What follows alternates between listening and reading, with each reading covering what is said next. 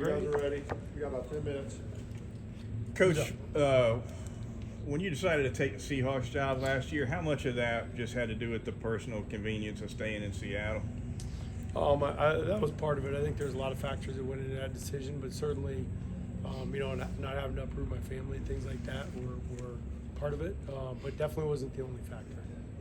Was that also when Coach Saban offered you a job, where it's pretty much the same thing? No, it wasn't. That was a little bit more. That was really hard. Obviously respect the heck out of Coach Saban. That one was a little bit more just the guys I had in the locker room at Washington, and Mike Penix, the relationship I had with him, and Roma Dunze, Jalen McMillan, Troy Fatanu. Those guys all went to the NFL. We knew we were poised for a really big season. I just felt like that would have been pretty hard for me to walk away from those guys. So what made now the right time for Alabama and kind of getting back together with Taylor? Third time's a charm, right? I think there's a lot of factors. Obviously, I felt like there's a lot of things already in place here. Hats off to the staff they did a lot of heavy lifting this last year.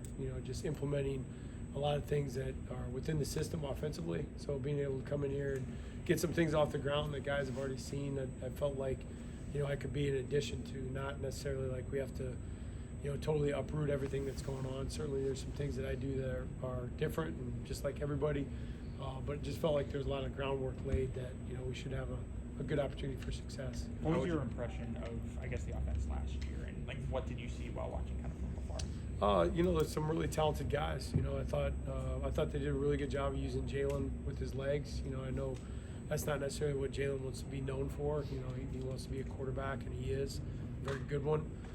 But I thought they did a good job of utilizing talent. Finding ways to be creative, getting the ball down the field. But I thought there was a lot of good players out there. I thought there's a lot of talent that we could utilize.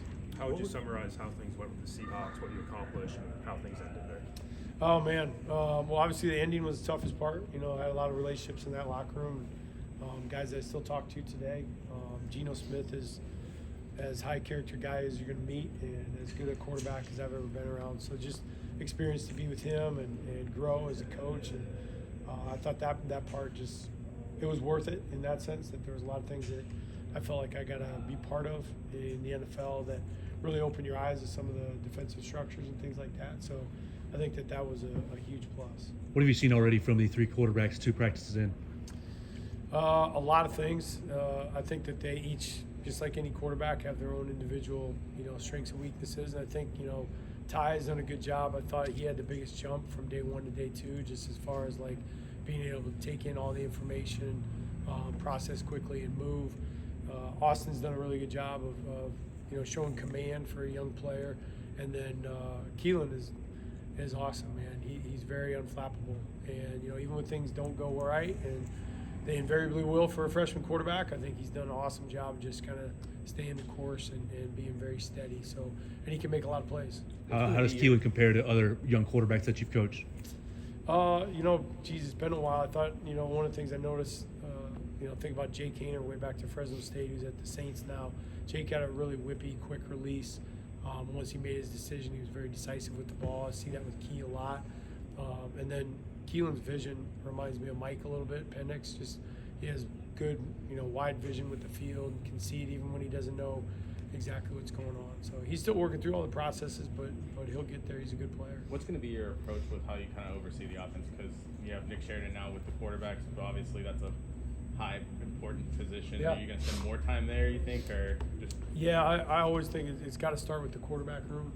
You got to have if I don't have a relationship with the guy that's throwing the ball or in the huddle on Saturdays, I think that I'd be putting Alabama at a disadvantage. So I always got to be on the same page with those guys in sync. Nick being here obviously is a huge advantage to me, just because it gives me the flexibility to be in the rooms that I need to be in and talk to the people I got to talk to. And so I think that part for me has been it's been awesome already. That way, if another position group or coach needs help, I can move myself into that room and try to utilize my skills with the offense somewhere else. But most of the time it's always going to be with the quarterbacks. I just think that relationship is key. Along those lines, being that your background is with offensive line, how's your relationship developed with Coach Kapilovic? Yeah, it's been great. Cap does a great job. I think sometimes, guys are they don't know how to take that when an OC has, at least some background in offensive line. Are you going to be infringing on them? But I think Cap does a great job just being open and, thinking about the things that can help the unit and, my perspective on the offense that can potentially help him out. So it's been great. It's been really good. What are your thoughts on that unit so far, and how much of a challenge is it kind of piecing together with you got a few guys out, I guess? Yeah, we got a couple guys out for sure. So, which is just more reps and opportunity for young guys. Guys like Jackson Lloyd, guys like that getting in there and taking reps, I think is really important. So, we're looking at it more from the standpoint of all these guys that need to be developed are absolutely going to have that opportunity. And really, realistically, that's what spring ball is for. Coach, you mentioned before that the presence of a strong run game is really important. What are your initial impressions of that, and what is your vision for the run game this coming season? Well, I think that, right now we've only had 2 practices with no pads, so a little tough to assess that. But I think just a commitment to that in general, the mentality here at Alabama, I think, bodes well for that. I think that guys want to be physical type of football players. So for us, we're pretty wide as far as the type of runs that we run, just like we always have been. You're going to see inside, outside zone, counter, power, pin pull, fly sweep, all the stuff we've always done. So I don't think anything from that standpoint will change. But I think that, the guys know that to win the late games and the playoffs and things like that, there has to be a mindset and demeanor that you got to be able to run the football. On that same track, what have you noticed from AK Deer? He's still learning. That's about it. How would you describe yourself as a play caller and just your style? Aggressive. I want to be aggressive. I want guys to, I think that when it works the best, the understanding that the players have that we got to be responsible with the football, not go backwards, make sure we're always matriculating the ball down the field, but then being ready for opportunity to take the shot. Obviously, with past experience with Jamarcus Shepard, Nick Sheridan, Kalen Ford, is that dynamic kind of returning to that? Is it, kind of like riding a bike, like in terms of? Oh yeah, for sure. No, like the first time I heard Shep being loud down the hallway, I just kind of had a big smile on my face. I think that the part that gets underestimated a little bit in situations like that is where, you have relationships that you have to go through bumps, right? Like tough things, whether it's on or off the field. I think when you put the investment and time into relationships like that, then when you got to figure out how to throw the ball against, cover 3, that part seems pretty easy. So I think that it's just familiarity and the ease of transition through some of the tough moments makes it a lot easier. When you look at the film last year and then the time you've been able to spend with him so far, what's your impressions of Ty Simpson? Ty is like I said, I think he's really improving. The thing I like and appreciate about Ty already that I can tell is he's very serious, about wanting to succeed. I think he's had the mindset that he's been ready, in that he's kind of waiting in the wings, so to speak. So I think for me, it's just, I know that he's committed to the process. And I think that that's what makes great quarterbacks. As long as he understands that it's going to take a little bit, he's got to be committed to those steps, he's going to do great.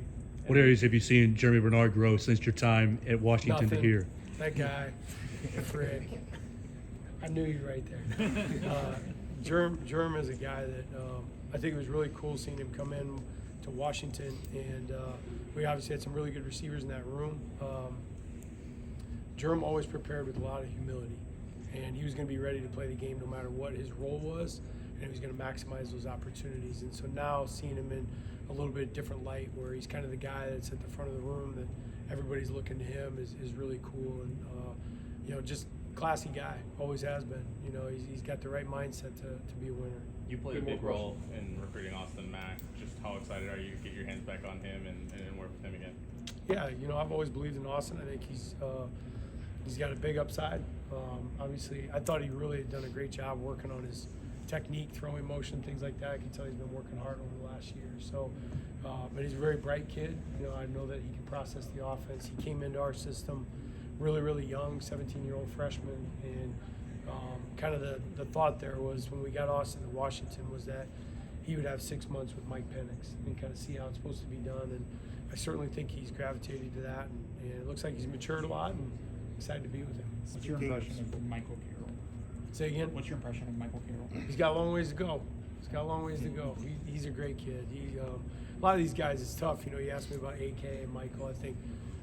I think they're going to be great players. It's so much for those guys right now.